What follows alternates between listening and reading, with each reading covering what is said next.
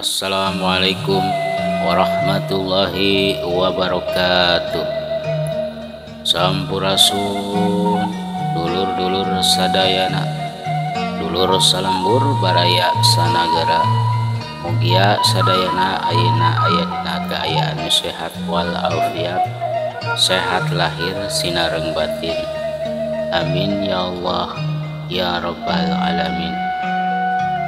Patepang dangu deui sareng abdi tukang dongeng, tukang ngawadul, nu sakapeungmah tukang ngacampur. Ayu pamirsa dongeng Sunda sadayana, urang sami-sami deui nangukeun ieu hancak dongeng nu katunda carita lalampahan kisleun nu aya teh tos bagian kanu 61. Supados teu nyangkolong kana waktos urang lajeng bae ieu dongeng urang tunda carita lalampahan para garong nu harita tos nulik hiji wanoja putrina Mang Arta. Ayeuna urang caritakeun deui ngeunaan kaayaan Kislut nu harita mangkukna manehna geus gabung ngariung mungkulung jeung para garong. Aya meureun kana saminggu mah eta nu ngaran Kislut ngahiji jeung para garong. Garong-garong nu asalna ti Tutugan Gunung Baruang, anak buahna Nini Sarongge. Nu wanji-wanji ieu eta para garong para pegal teh keur ngagalaksak karoksak intales ateul di mana-mana, ngaganggu katentreman kahirupan masyarakat nu aya di Pilemburan.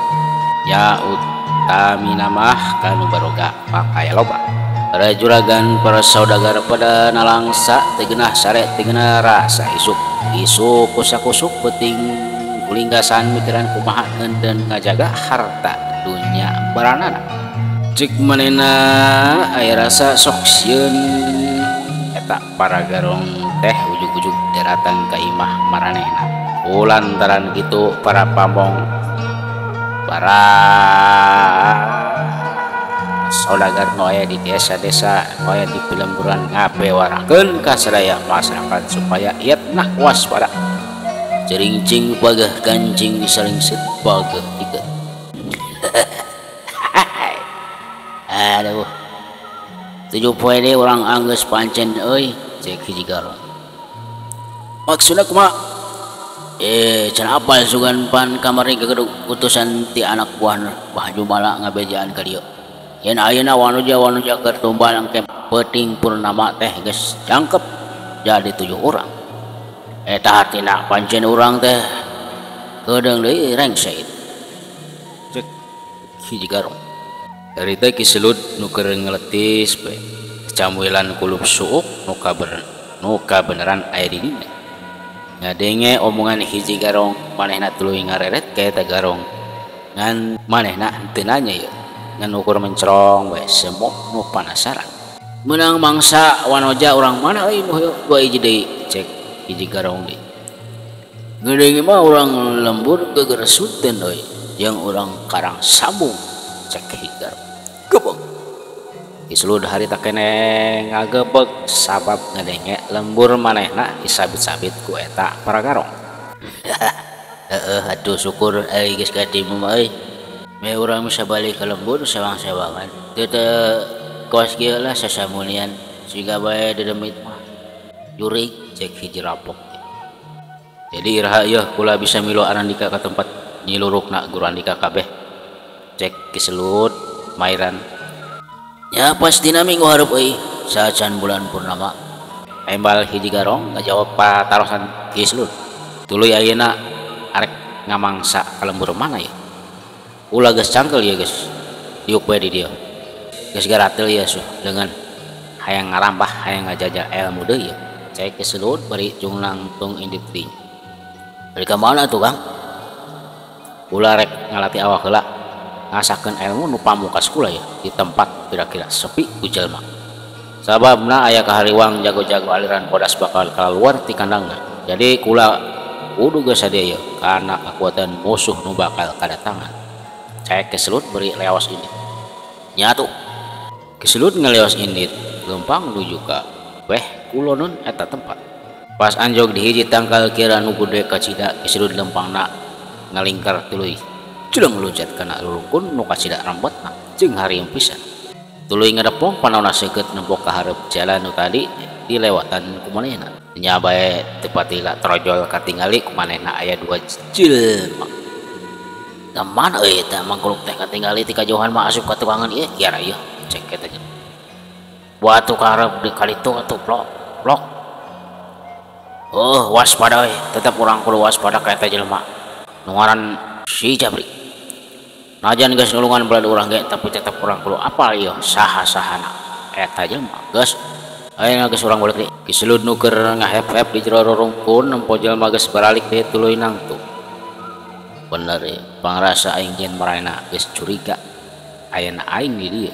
Ayeuna wanci nu pas keur indit. Tapi kudu kageger sunten heula ieu mah aing. Sabab aya rasa awaril kana ucapan para garong nu cenah geus ngarurug lembur geger sunten. Lembur aing eta mah. Kireunteus Kisulut bari terus manehna mudun ka handap mapai rurug nuju ka hiji wahangan. Satuluyna Kisulut lempang malipir sisi wahangan bade nuju ka lembur geger sunten.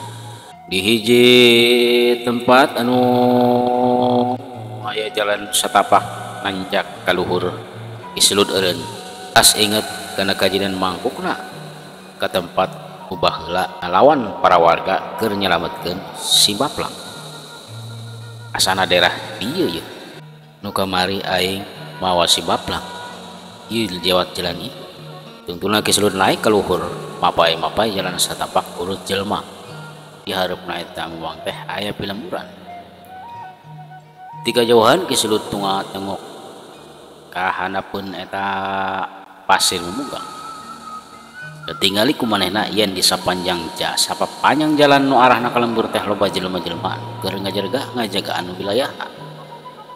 Waduh kumaha ieu loba jelema pastina lamun aing ka ditu bakal riweuh. Sabab aing kasebutna jalma anyar teu dikenal. Duh kumaha ieu? Yah maksa be sabab wacina ieu geus papet pisan. Jeung Kisulut loncat tuluy lempang ka arah gerbang lembur eta. Bener bae eta.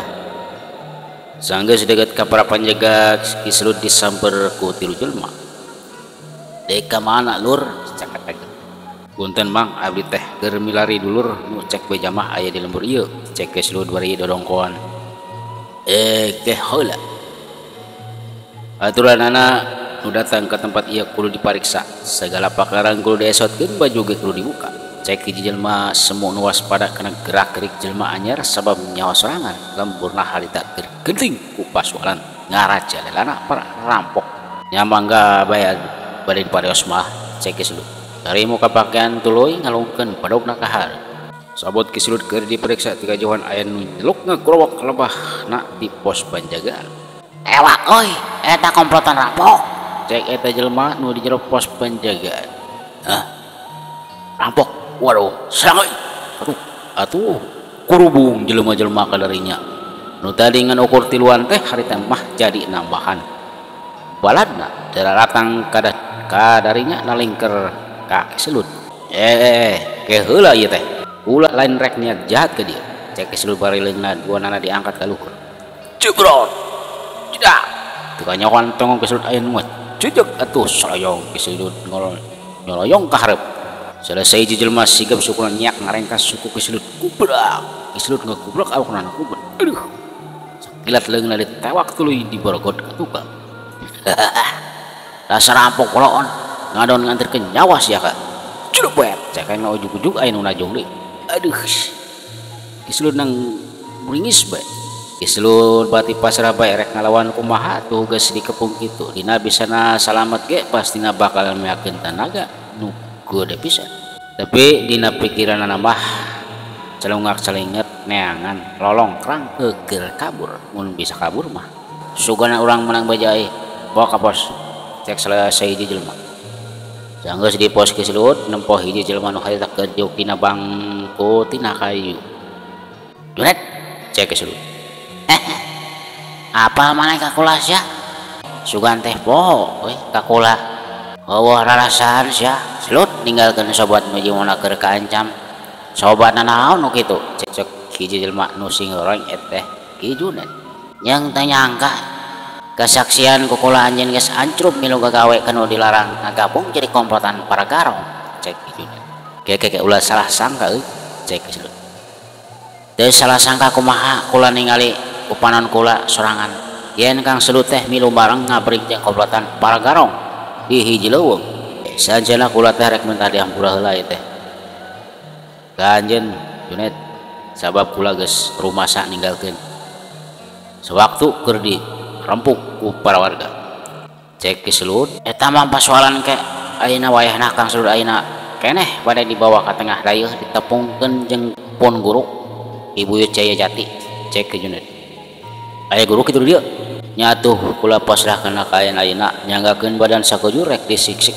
di kunyit-kunyit dicacak di walang-walang kula pasrah cek Slut tapi ge eta dina hatena mah jadi kapungah nu pohara pisan sabab aya guruna di dinya jadi teu susah-susah kudu nyebrang lautan keur nyawalakeun siasat nu hade keur ngakempur musuh Ki Junet dengan jawab kana omongan Ki Slut semono ambek pisan nya atuh puguh bae nyawana keur kancam ditinggalkeun kitu bae nya Ki Slut ge aya alasan kunaon ninggalkeun Ki Junet nya kasalahna mah kunaon teu balik deui alasan kejadian makukna jadi riweuh geura bawa ieu jelema ka tengah layeuh cek Ki Junet bari manehna mingkyut lempang teu heula Ki Slut disulti kana kayaan hate jeung jiwana Ki Junet nu masih ambek ka manehna aya rasa hanjakala oge ya aya rasa bunga